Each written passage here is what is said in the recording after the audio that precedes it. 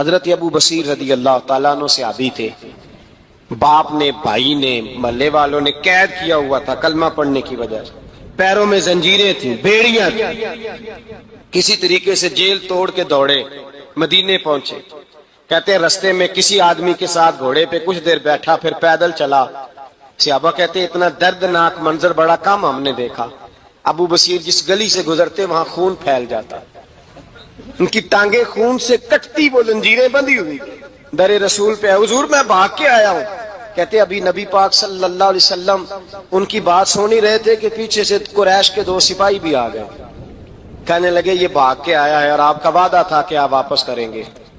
چشم زدن میں ذرا سوچنا، چشم زدن میں تھوڑی دیر کے لیے غور کرنا کہ ہمیں ہمارا استاد، ہمارا پیر دھتکار دے کہ جا دوڑ جا، تو کہتے ہیں بسم اللہ جناب یہ جا رہے ہیں۔ ایمان کی پختگی دیکھیں، اس نے تو ہمیں نکال ہی دیا جی، وہ کیسا بندہ ہے۔ یہاں تو کسی کے یہاں کوئی فاتحہ پڑھنے نہ جائے تو لوگ بگڑ جاتے ہیں، کہتے ہیں اس نے سلام نہیں لی، فاتحہ نہیں پڑھی، بس ختم، اس کو احساس ہی نہیں۔ حضرت سیدنا ابو بصیر سامنے کھڑے، سامنے 2 سپاہی آ گئے، ذرا دیکھیے ایمان کی پختگی، ایمان، یقین اور استقامت۔ امام بہقی نے دلائل کے اندر لکھا ہے، فرماتے ہیں نبی کریم صلی اللہ علیہ وسلم نے ان کی طرف دیکھا تو حضور کی مقدس آنکھیں آنسوؤں سے بھر گئیں۔ حضور نے فرمایا ابو بصیر تیری تکلیف مجھے نظر آ رہی ہے، پر میں نے وعدہ کیا ہوا ہے، میں نے وعدہ۔ بھائی یہاں ڈٹ کے رہنا بڑا مشکل ہے، یہاں قائم رہنا بڑا کٹھن مرحلہ ہے، یہاں آزمائش کے موقع پر دین پر انہوں نے تو رکھا ہی نہیں، لوگ تانے دیتے ہیں، باتیں کرتے ہیں، رکھا ہی نہیں، تو پھر ان کا بنتا ہے۔ حضور نے فرمایا تجھے جانا پڑے گا۔ صحابہ کہتے ہیں پورے مدینے میں ایسے تھا جیسے سوگ کا سما ہو۔ جب وہ 2 سپاہی حضرت ابو بصیر کو پکڑ کے لے جا رہے تھے تو وہ پلٹ پلٹ کے پیچھے دیکھتے تھے، پلٹ پلٹ، پیروں میں خون ہے، آنکھیں آنسوؤں سے بھری ہوئی۔ فرماتے ہیں جب وہ پلٹ رہے تھے تو مدینے کی گلیاں بھی رو رہی تھی۔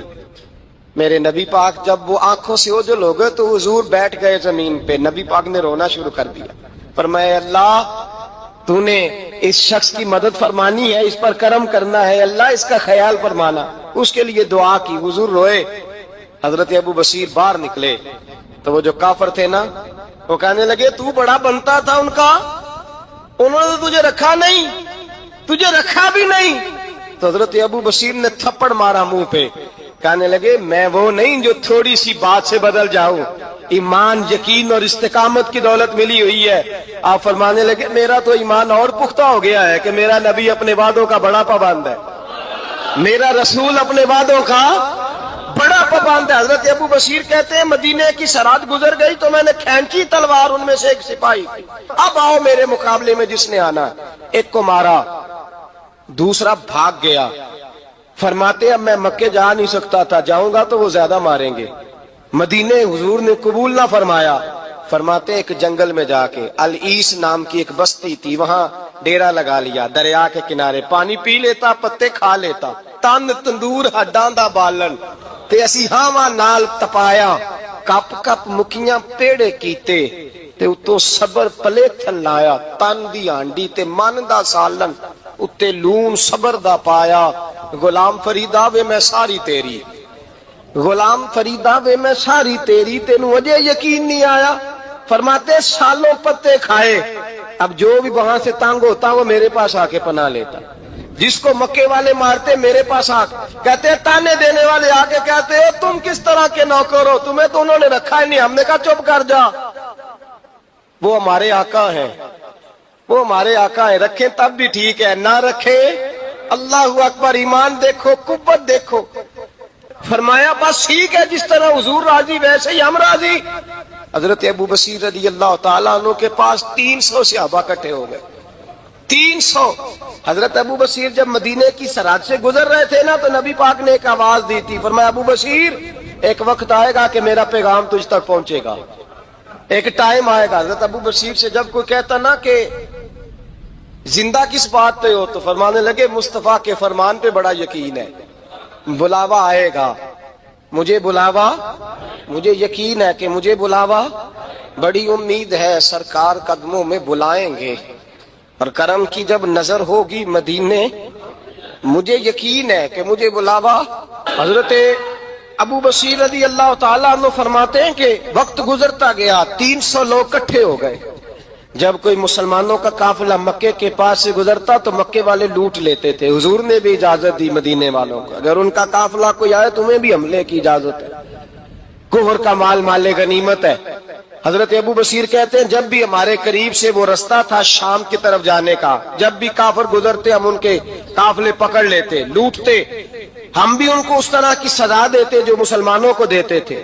فرماتے ان کا جینا محال ہو گیا، ہاتھ باندھ کے نبی پاک کی بارگاہ میں گئے، کہنے لگے یہ شرک ختم فرما دیں اور آپ ان کو بلا لیں، بلا لیں۔ حضرت ابو بصیر فرماتے ہیں میں بوڑھا آدمی تھا، دن بھر میں کام کرتا، محنت کرتا، اس علاقے میں کھیتی باڑی کرتا، جب رات ہوتی تو میں کسی پہاڑ کے ٹیلے پہ بیٹھتا اور مدینے کی جانب منہ کر لیتا اور میں انتظار کرتا بلاوا کب آئے گا، کب حضور کا پیغام آئے گا، میں انتظار کرتا۔ حضرت ابو بصیر رضی اللہ تعالیٰ عنہ بیمار ہو گئے، شدید بیمار، سخت بیمار تھے تو قریش نے شیخ ختم کی۔ حضرت ابو ہریرہ کہتے ہیں نبی پاک نے 2 صحابہ کو رکا دیا، فرمایا جاؤ اسے جا کے کہو آ جائے، اسے کہو آ جائے۔ صحابہ کہتے ہیں ہم پہنچے تو ان کا آخری وقت چل رہا تھا، آخری ہجکیاں تھیں، ایمان اور یقین دیکھو، آخری ہجکیاں۔ لوگ کہتے ہیں ابو بصیر وقت آ گیا، وہ کہتے ہیں نہیں ابھی وقت نہیں آیا، وقت تب آئے گا جب نبی پاک کا بلاوا آئے گا۔ حضور کا وعدہ تھا وقت تب آئے گا جب میرے نبی کا بلاوا آئے گا، ابھی بلاوا نہیں آیا، تو ابو بصیر کا وقت بھی نہیں آیا۔ صحابہ کہتے ہیں ہم نے جا کے رکا، تھمایا، اٹھنے کی بھی طاقت نہیں تھی۔ جب حضور کا رکا لیا نا تو دونوں یوں مٹھیاں بند کر لی، گویا جھوم جھوم کے نعرے لگانے لگے آؤ دیکھو میرے نبی کے وعدے کتنے سچے ہیں، آؤ دیکھو حضور کے وعدے۔ چومتے حضور کا نامہ، سر پہ رکھتے، سینے سے لگاتے، اور کہتے ہیں پھر بلند آواز سے کلمہ پڑھنے لگے، کہنے لگے حضور میں حاضر ہوا، یا رسول اللہ میں آیا، کہتے بلند آواز سے کلمہ پڑھا اور ان کی روح پرواز کر گئی، ان کی روح پرواز کر گئی۔ نبی رحمت صلی اللہ علیہ وسلم کے غلاموں کا یقین، اعتماد اتنے اعلیٰ درجے کا۔ اللہ کے حبیب علیہ الصلوۃ والسلام کو اچانک ایک صحابی نے دیکھا اور فوراً عرض کرنے لگے یا رسول اللہ میرے ماں باپ قربان ہو، چہرے پر نکاہت بڑی ہے، کمزوری ہے، کیا وجہ ہوئی؟ تو حضور نے ایک ٹھنڈی آہ بھری اور فرمایا میں نے کئی دنوں سے کھانا نہیں کھایا، کھجور اور پانی پر گزارا ہے۔ تو نبی کریم علیہ السلام نے فرمایا کہ میں نے کھانا نہیں کھایا، کھجور پانی پہ گزارا ہے کئی دنوں سے۔ اب اس صحابی کو حکم تو دین کا یہی ہے نا کہ اگر گھر میں کچھ ہے تو لے آؤ، ورنہ شریعت پابند تو نہیں کرتی۔ تو وہ پہلے اپنے گھر گئے، جا کے پوچھا کوئی چیز ہے، گھر والوں نے کہا کوئی نہیں۔ پھر وہ پڑوسیوں کے گھر میں گئے، کوئی کھانے کی چیز ہے، کوئی نہیں۔ رشتہ داروں سے، محلے داروں سے پوچھا، کوئی نہیں۔ چپ کر کے نہیں بیٹھے، ایک یہودی کے باغ میں گئے، کہنے لگے یار کوئی مزدوری مل جائے گی؟ وہ سجنا یار مناؤن دی خاطر اساں کی پیس وٹائے، کوئی مزدوری ملے گی؟ اس نے کہا گرمی بڑی سخت ہے، پانی کنویں کا نیچے چلا گیا ہے، ایک ڈول پانی کا اگر نکال سکتے ہو تو ایک کھجور دوں گا۔ فرمانے لگے منظور ہے۔ کہتے میں نے اپنے کندھے سے چادر اتار کے بچھا لی، ایک ڈول پانی کا نکالتا، ایک کھجور ملتی، وہ میں اس کپڑے میں ڈالتا جاتا، چادر میں ڈالتا جاتا۔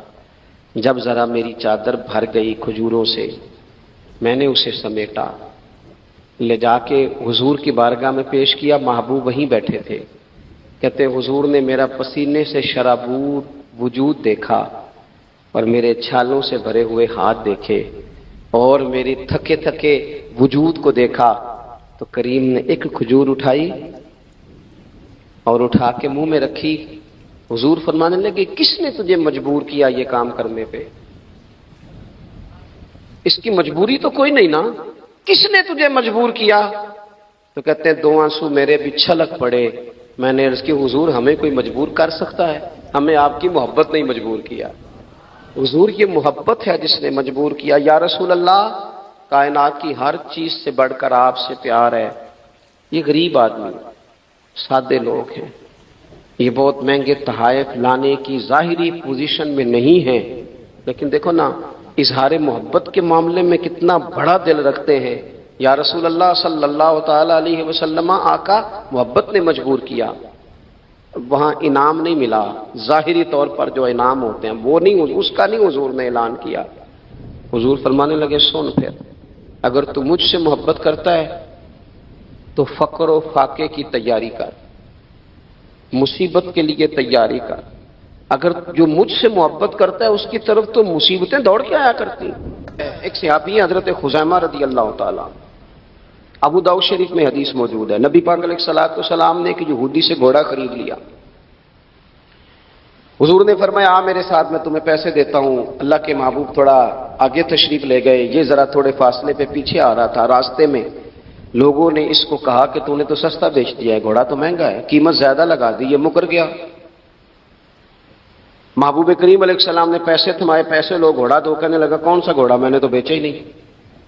اب جب سودا ہوا تھا گھوڑے کا تو حضور تھے یا وہ یہودی تھا، تیسرا شخص ہی کوئی نہیں تھا، کون سا گھوڑا، کیسا گھوڑا، اپنا حق چھوڑ دینا یہ بھی بعض اوقات بزدلی ہوتا ہے۔ نبی کریم علیہ السلام نے فرمایا بھائی تو کیسے مکر سکتا ہے جب تیرا میرا سودا طے ہوا ہے، جب ایک مخصوص رقم پر تو نے اسے بیچ دیا ہے تو مکر کیسے سکتا ہے، تو پیسے لے اور گھوڑا دے۔ اب جب تھوڑی سی بات تکرار میں آئی تو کچھ لوگ وہاں جمع ہو گئے، مسلمان، یہودی اور بھی کئی لوگ۔ وہ یہودی کہنے لگا جی آپ اس طرح کریں، ایک گواہ دے دے، میں زیادہ نہیں مانگتا، ایک دے دے، ایک بندہ کہہ دے کہ یہ گھوڑا میں نے بیچا ہے اور آپ نے خریدا ہے تو میں آپ کے حوالے کر دوں گا۔ وہاں بندہ کوئی دوسرا موجود ہی نہیں تھا تو گواہ کسے پیش کیا جائے۔ حضرت خزیمہ رضی اللہ تعالیٰ عنہ نبی کریم کے صحابی ہیں، فوراً بولے، وہ بھی لوگوں کی باتیں سن کے وہاں آئے تھے، فوراً بولے، کہنے لگے یا رسول اللہ میں دیتا ہوں گواہی۔ دوڑ کے آگے آئے، کہنے لگے جی میں گواہی دیتا ہوں کہ آپ نے گھوڑا خریدا ہے، یہودی نے بیچا ہے۔ اب اس نے کہا تھا ایک بندہ کہہ دے تو میں دے دوں گا۔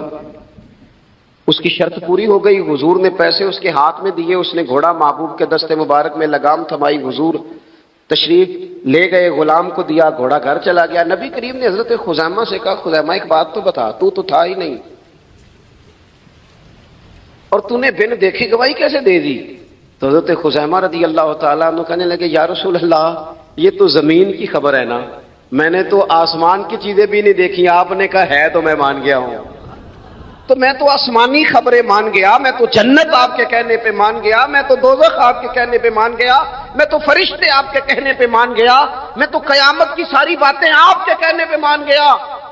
وہ بتا رہے ہیں، گویا وہ سمجھا رہے ہیں یا رسول اللہ میں نے تو رب بھی نہیں دیکھا، تو آپ کے کہنے پر مان گیا، اور جب اتنی ساری چیزیں آپ کے کہنے پہ مان گیا ہوں تو گھوڑا تو چیز ہی کوئی نہیں۔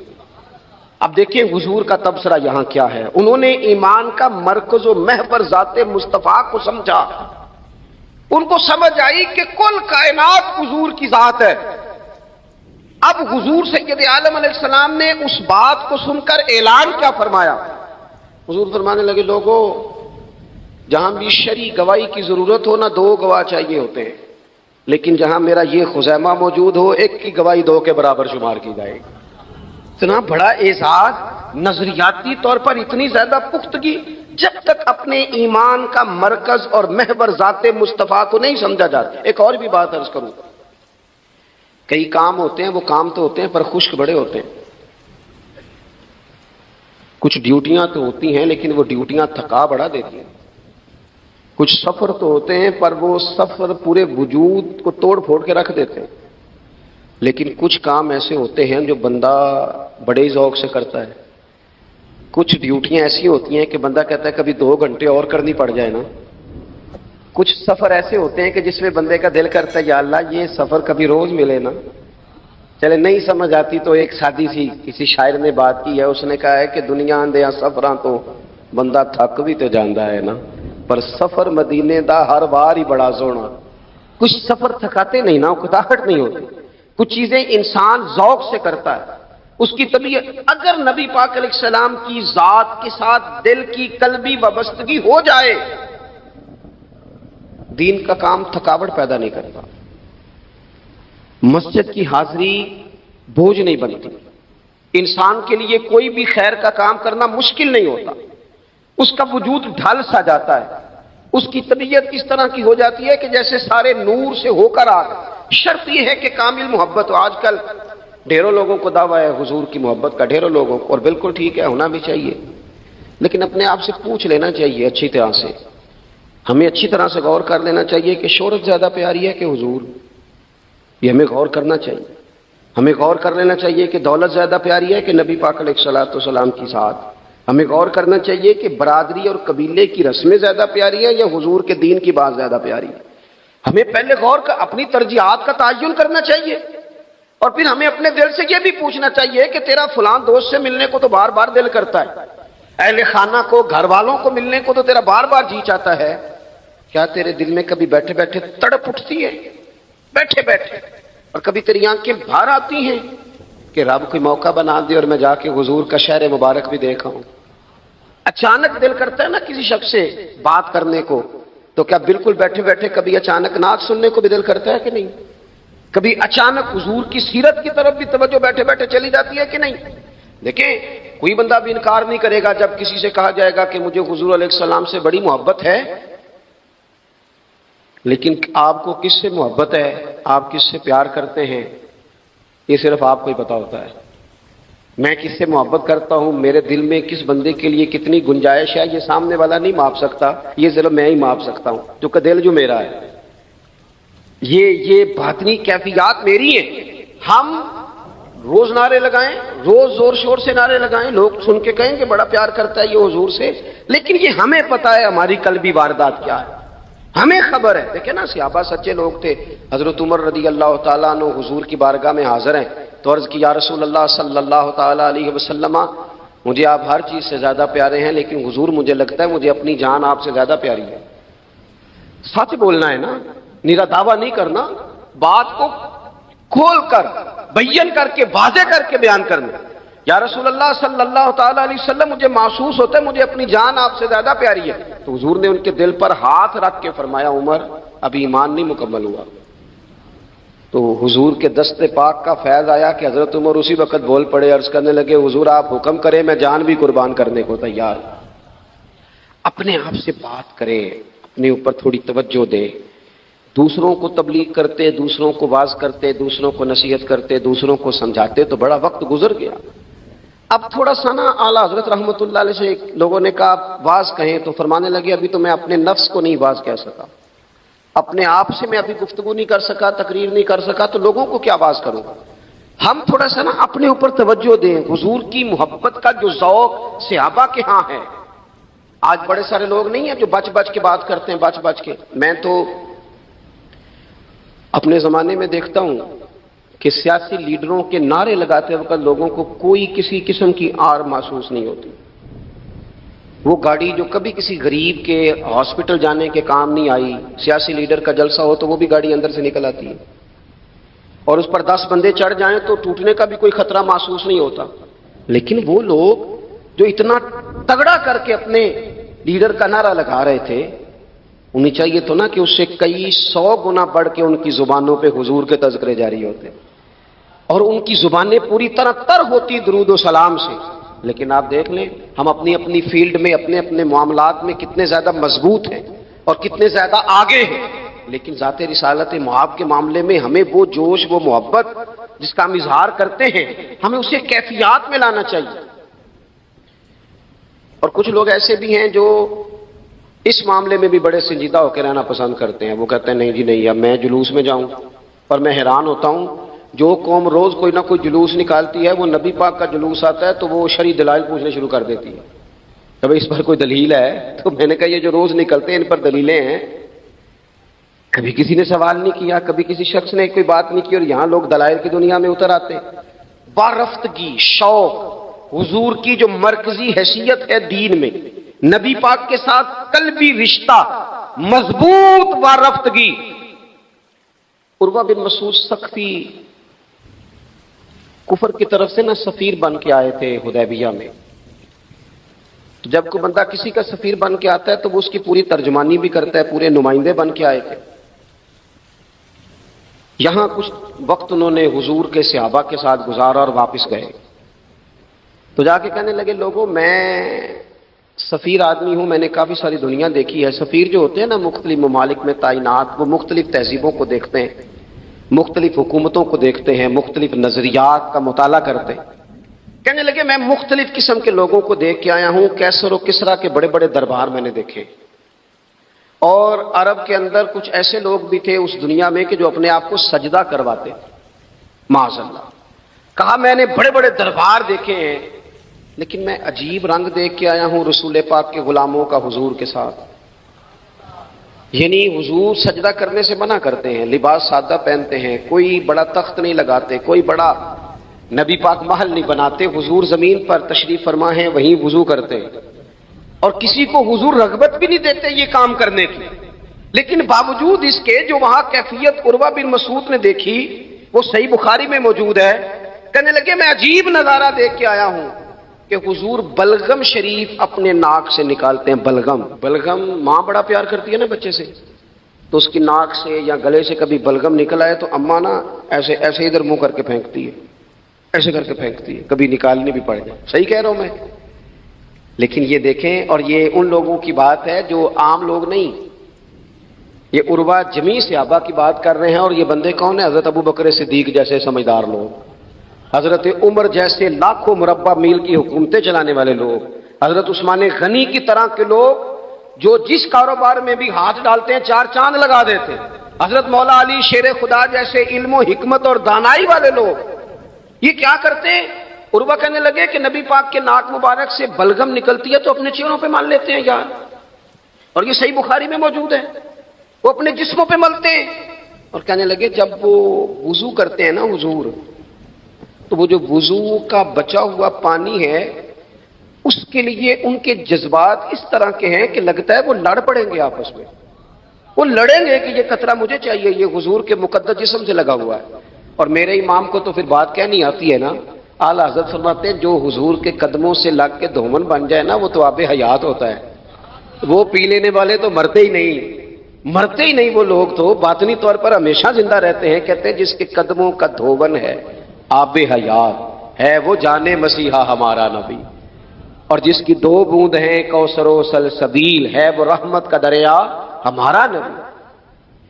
عروہ کہنے لگا وہ تو لڑ پڑیں گے۔ اور تیسرا عروہ کہنے لگا میں نے عجیب منظر وہاں دیکھا ہے کہ حضور کوئی حکم کرتے ہیں تو ہر بندہ پہل کرتا ہے، جلدی کرتا ہے حکم ماننے، تیزی دکھاتا ہے۔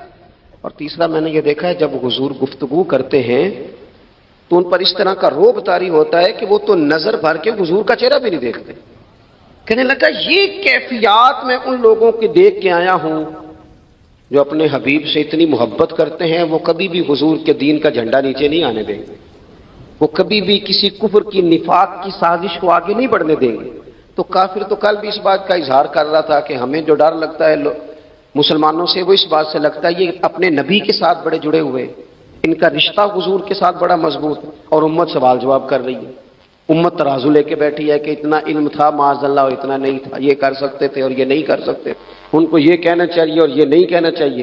بھئی یہ تو ہمارے بزرگ پرانا فیصلہ کر گئے، وہ کہتے ہیں بعد از خدا بزرگ توئی قصہ مختصر، اور حضور رب کے بعد سب سے بڑے ہیں، یہی مختصر قصہ ہے۔ تو حضور سید عالم کے ساتھ جو قلبی وابستگی ہے، نبی کریم علیہ السلام نا مدینہ شریف میں جب ہجرت کر کے تشریف لے گئے تھے تو حضرت ابو ایوب انصاری رضی اللہ تعالیٰ عنہ کے گھر میں حضور نے قیام فرمایا تھا۔ ہمارے پاس بہت ساری چیزیں ایسی ہوتی ہیں جن کی طلب بڑی ہوتی ہے، لیکن جب وہ حاصل ہو جاتی ہیں پھر ان کی طلب نہیں رہتی۔ ایک چیز آپ کے پاس ہمیشہ رہنے لگ جاتی ہے، پھر اس کے ادب آداب زیادہ نہیں رہتے، یہ ایک مزاج ہے۔ عام آدمی، چلے میں اپنی بات بتاتا ہوں آپ کو، عام آدمی جو ہوتا ہے نا وہ قرآن شریف کے غلاف کو بھی چومتا ہے، پھر قرآن پاک کو بھی چومتا ہے، پھر وہ بڑے احترام سے کھول کے رکھتا ہے۔ لیکن ہمارے مدارس میں جو حافظ ہوتے ہیں وہ نہیں زیادہ چومتے، ان کے پاس رہتا ہے نا ہر وقت، وہ لا کے رکھتے، ادب کرتے ہیں، کوئی بے ادبی نہیں کرتے، اللہ معاف کرے، لیکن جس طرح سے عام آدمی اس کو بار بار چومتا ہے یا ذوق کا اظہار کرتا ہے، دیکھیں حافظ بیچ بیچ میں سے ناراض ہونے لگ گیا مجھ سے۔ آپ ناراض نہ ہوں لیکن چلو بات کر تو لینے دو نا، جو ٹھیک ہے وہ کر تو لینے دو۔ یہ ہوتا ہے بعض اوقات جو چیز بالکل قریب آ جاتی ہے نا، یعنی ایک چیز آپ کا مقصود ہے اور اگر وہ مقصود مل گیا تو، وہ جو درویش نے کہا تھا نا کہ یہی بہتر ہے کہ پردوں میں وہ پردہ پوش رہے، اس کی بھی بڑی حکمتیں ہوتی ہیں، اس لیے کہ جو تڑپ، ملنے کی تڑپ کی جو لذت ہے وہ کئی دفعہ وصال کی لذت نہیں ہوتی. تو یہی بہتر ہے کہ پردوں میں وہ پردہ پوش رہے، اور وہ اگر پردے ہٹا دے تو پھر کسے ہوش رہے. جب آپ کو وہ چیز میسر آ جاتی ہے تو پھر اس کی قدر. اسی لیے حضرت عمر فاروق رضی اللہ تعالیٰ عنہ کا یہ طریقہ تھا کہ جب لوگ حج کر لیتے تھے نا تو فرماتے تھے حج ہو گیا، اب اپنے اپنے گھر جاؤ، زیادہ دیر نہ رہو حرم شریف میں، زیادہ دیر رہو گے تو قدر نہیں کرو، اب جاؤ. بڑی دلچسپ ہوتی ہیں بے ترتیب ملاقاتیں. کبھی کبھی ملنے میں ذوق زیادہ ہوتا ہے، لطف زیادہ ہوتا ہے، طمانینت زیادہ ہوتی ہے. حضرت ابو ایوب انصاری کہتے ہیں مجھے مقصود مل گیا، کرم ہو گیا، میں منتظر تھی، میری روح، میری نظر کے حضور میرے گھر تشریف لائیں، حضور آ گئے، کرم ہو گیا، رحمت ہو گئی. اب ایسا نہیں ہے کہ ان لوگوں کو مقصود مل گیا ہے تو بس بات ختم ہو گئی. اب وہ سمجھ گئے کہ میرے تو گھر آ گئے تو میرے لیے تو ساری بات ہی کھل گئی ہے. ان کی ادبی معرفت کا یہ عالم تھا، اور نبی پاک کے ساتھ ان کی وابستگی کا یہ حال تھا کہ کہتے ہیں میں نے نا، میرے گھر کی 2 منزلیں تھیں، میں نے نچلی والی منزل حضور کے لیے چھوڑ دی تاکہ نبی کریم صلی اللہ تعالی علیہ وسلم کے زیارت کے لیے لوگوں نے آنے جانا ہے تو لوگوں کے لیے آسانی رہے. فرماتے ہیں نیچے حضور آرام فرما ہیں اور میں اوپر والی منزل پہ تھا، جا کے چارپائی پہ لیٹ گیا. یہ مسلم شریف میں آپ کو ملے گا، اس کی اصل ملے گی آپ کو.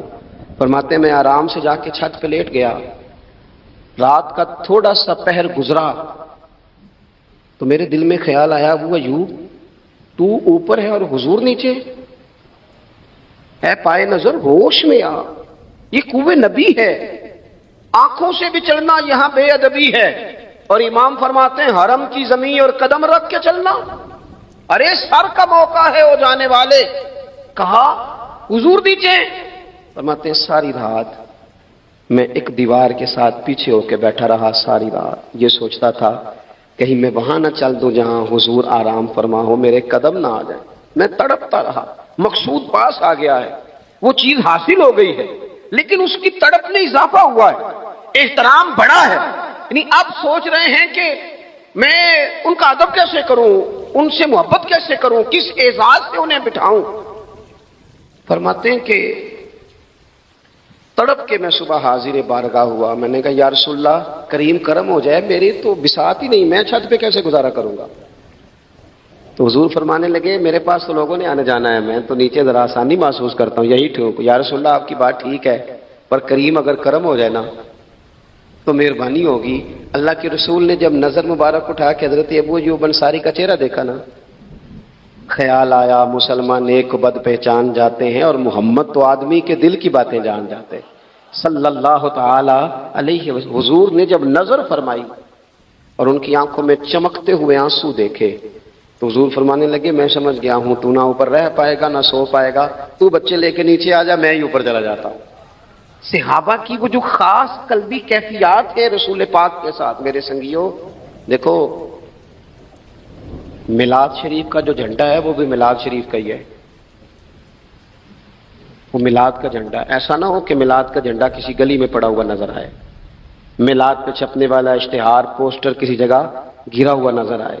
یہ جو لنگر شریف ہے نا، تبرک کے چاول، یہ حضور کے میلاد سے وابستہ ہے، یہ گلیوں میں بکھرے ہوئے نظر نہ آئے. اس طرح کی کیفیات نہ ہو کہ محسوس ہو کہ جناب یہ تو احترام والے لوگ ہیں، یہ لوگ تو حضور کی محبت کی بات کرتے ہیں. محبوب کی نسبتوں کا احترام بھی محبت ہی کا ایک پہلو ہوتا ہے، خاص بارفتگی نبی پاک کی ذات کے ساتھ خاص. اور پھر ان لوگوں نے نا ان چیزوں کو بھی چھیڑا جن کی شریعت میں گنجائش تھی. شریعت کے 2 حکم ہیں، ایک عزیمت ہے، ایک رخصت ہے. ایک یہ ہے کہ اگر حالات بڑے سخت ہیں، بڑے گڑبڑ ہیں تو آپ تھوڑی دیر کے لیے سائڈ پہ ہو جائیں، رخصت ہے، اجازت ہے. اور ایک یہ ہے کہ آپ ڈٹ جائیں نا حالات کے سامنے، پھر اللہ مددگار ہے. ایک یہ ہے کہ گنجائش ہے، اور ایک یہ ہے کہ دل نہیں میرا مانتا، میں گنجائش کا کیا کروں، میری طبیعت نہیں مانتی. چلیں ایک بات اور کھول دیتے، ایک ہوتا ہے حکم، ایک ہوتی ہے رضا. ان دونوں میں فرق ہوتا ہے. وہ جی میں نے حضرت صاحب سے کہا جی مجھے اجازت ہے میں جاؤں، انہوں نے کہا جاؤ میں چھٹی لے کے آیا ہوں. بھائی آپ نے چھٹی مانگی تھی، حضرت نے دے دی، استاد جی نے دے دی، یہ تو حکم ہے، لیکن تمہیں بھانپنا چاہیے تھا نا ان کی مرضی کیا ہے، ان کی رضا کیا ہے. رضا تو اس طرح کی ہوتی ہے کہ مکتب عشق کا دستور نرالا دیکھا، اس کو چھٹی نہ ملی جس نے سبق یاد کیا. میرا ایک دیہاتی ماحول سے تعلق ہے. ہمارے سرکاری اسکولوں میں نا ایک مانیٹر بنا دیتے تھے، جو بچہ لائق ہوتا تھا نا وہ مانیٹر بن جاتا تھا، حالانکہ لائق ہوتا تھا، سیانا ہوتا تھا، لیکن مانیٹر بن کے نا اس کی ذمہ داری بڑھ جاتی تھی. پھر اس کو کنجیاں مل جاتی تھی، اسی نے سب سے پہلے آنا ہے، اس نے سب سے بعد میں جانا ہے، ہر چیز اس کے سپرد. پیار جو زیادہ کریں ان کی ذمہ داریاں بھی زیادہ ہوتی ہیں. یہ کیا بات ہوئی کہ میری محبت زیادہ ہے تو میں مسجد میں غیر حاضر ہوں، میں حضور کا میلاد شریف زیادہ مناتا ہوں تو میں نے سنت شریعت کو اپنایا ہی نہیں. محبت مجھے حضور سے زیادہ ہے، لیکن حضور نے جو حقوق العباد ادا کرنے کا سبق پڑھایا ہے اس پر میری توجہ ہی نہیں. بھئی اگر آپ کا پیار زیادہ ہے تو پھر آپ کی ذمہ داری بھی زیادہ ہے. میرے نبی کریم علیہ الصلوۃ والسلام کی صفائی کا، نفاست کا، حضور کے حسن کا، ظاہری حسن کا جو اللہ نے دیا تھا، اس کا حال یہ ہے کہ رب فرماتا ہے والضحیٰ واللیل اذا سجا. محبوب تیرے چمکتے ہوئے چہرے کی بھی قسم ہو، اور جب اس کے گرد زلفیں چھا جاتی ہیں مجھے اس کی بھی قسم ہو. اور حضرت عبداللہ بن رواحہ نبی پاک کے صحابی ہیں، وہ فرماتے ہیں کہ حضور کوئی معجزہ نہ دکھاتے، نہ چاند توڑتے، نہ ڈوبا سورج موڑتے، نہ درختوں سے کلمہ پڑھواتے، کوئی معجزہ نہ دکھاتے، پھر بھی نبی پاک کا چہرہ اتنا خوبصورت تھا کہ لوگوں نے دیکھتے جانا تھا اور کلمہ پڑھتے جانا تھا. یہ حضور علیہ السلام کے ظاہری حسن کا حال تھا، لیکن اس کے باوجود اللہ کے محبوب آئینے کے سامنے کھڑے ہو کے کنگھی فرماتے تھے، تیل استعمال فرماتے تھے. اللہ کے محبوب علیہ السلام اپنے بالوں کے درمیان سے مانگ نکالتے تھے، آدھے بال ایک طرف ہوتے تھے، آدھے ایک طرف ہوتے تھے. اور صحابہ فرماتے ہیں کئی دفعہ حضور امامہ اتارتے تو ان بالوں کے بیچ جو خوشبو لگی ہوتی اس کا رنگ بھی ہم دیکھا کرتے. حضور صاف لباس پسند کرتے تھے. ایک شخص کو حضور نے دیکھا، اس نے میلے کچیلے کپڑے پہنے، تو حضور نے ٹھنڈی آہ بھری، فرمایا کاش یہ دھو کے کپڑے پہنتا. ایک شخص کو دیکھا بال بکھرے ہیں، کنگھی نہیں کی، تو حضور فرمانے لگے کاش یہ کنگھی کر لیتا. نفاست پسند آدمی پہ نا بوجھ بنتا ہے. جو آدمی، آپ کو پتہ ہے کہ امام شافعی تو فرماتے ہیں جمعے والے دن غسل کرنا واجب ہے، مت غسل نہ کرے تو جمعہ ہی نہیں ہوگا. اگرچہ ہمارے امام صاحب کے نزدیک سنت ہے. یہ سنت کب بنا؟ ایک دن نہ بہت سارے لوگ اپنے اپنے کام سے اٹھے مسجد میں آ گئے، مسجد نبوی میں.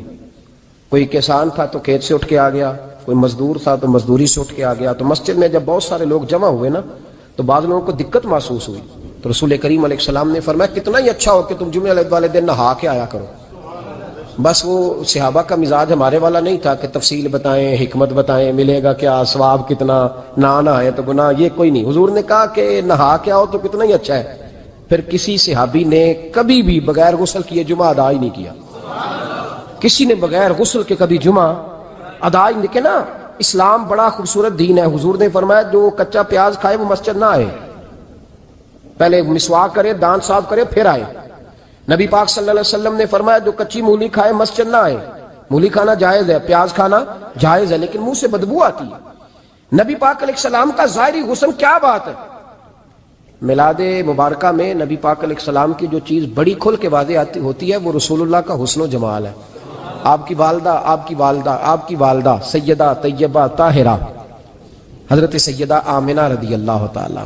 اماں جی کہتی ہیں کہ میرے محبوب جب میرے بطن اقدس میں آئے تو جو تکالیف عورتوں کو ہوتی ہے مجھے ان میں سے کوئی تکلیف بھی نہیں ہوئی. اور اماں جی کہتی ہیں مجھے کبھی کوئی سکل، کوئی بوجھ محسوس نہیں ہوا. اور فرماتی ہیں کہ جو ولادت کے وقت لوگوں کو، عورتوں کو تکلیف ہوتی ہے مجھے وہ بھی نہیں ہوئی. اور فرماتی ہیں کہ نبی کریم علیہ السلام پیدا ہوئے تو ہمیں حضور علیہ السلام کی ناف کو کاٹنا نہیں پڑا، ناف بریدہ پیدا ہوئے، ختنہ شدہ پیدا ہوئے. آپ کو پتہ ہے عورتیں غسل دیتی ہیں بچے کو پیدا ہونے کے بعد، لیکن میرے محبوب نے سجدہ ہی کر لیا پیدا ہوتے ہی، امتی امتی کہتے ہوئے پیدا ہوئے. حق نے فرمایا کہ بخشا الصلاۃ والسلام، اور پہلے سجدے پر روز ازل سے درود. میرے امام فاضل بریلوی کا جو انداز تکلم ہے نا اس کی بھی حد ہی کوئی نہیں، کوئی حد ہی نہیں. کہاں تک ان کی محبت جاتی، کہنے لگے پہلے سجدے پہ روز ازل سے درود، یادگاری یہ امت پہ لاکھوں سلام، یادگاری یہ امت پہ لاکھوں سلام. بتائیے بغیر وضو کے، بغیر غسل کے سجدہ ہو جاتا ہے؟ تو حضور نے سجدہ کر کے بتایا کہ اللہ نے مجھے پاک صاف پیدا کیا ہے. نبی پاک صلی اللہ علیہ وسلم کی والدہ نے جب یہ باتیں ارشاد فرمائیں تو لوگوں نے پوچھا ان سے کہ اماں جی پھر آپ ایک جملے میں بتائیں کہ ماجرا سارا کیا تھا. آخر ایک ولادت تو ہوئی نا، آپ کے وجود اطہر سے ایک بچہ تو نکلا، تو یہ کیا تھا؟ تو سیدہ آمنہ فرمانے لگی خارج منی نور، بس میرے وجود سے ایک نور نکلا، بس میرے وجود سے ایک، اور روشنی آتی جاتی ہے تو کسی کو تکلیف نہیں دیتی، ایک نور نکلا۔